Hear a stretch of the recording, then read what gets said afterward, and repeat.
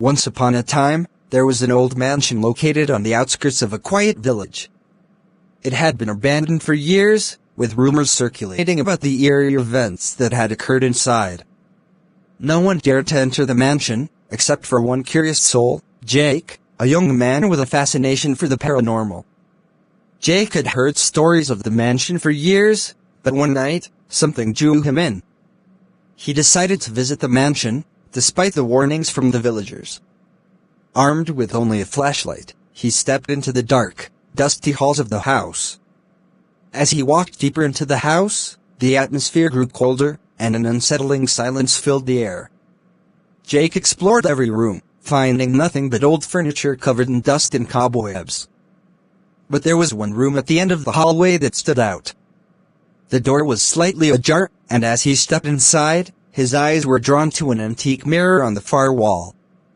It was large, with an ornate frame, and it seemed to glow faintly, despite the lack of light. He approached the mirror cautiously, drawn by an unknown force. As he gazed into it, his reflection began to distort.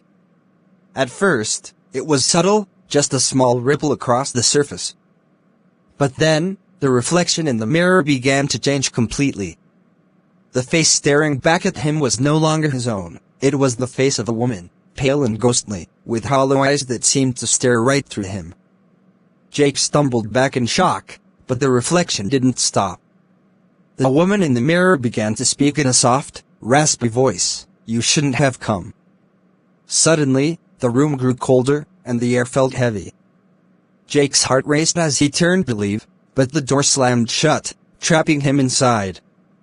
The woman in the mirror smiled wickedly, her reflection now completely separate from his own. "You've awakened me," she whispered, as the wall seemed to close in on him. Frantically, Jake tried to break the mirror, but the glass was unbreakable.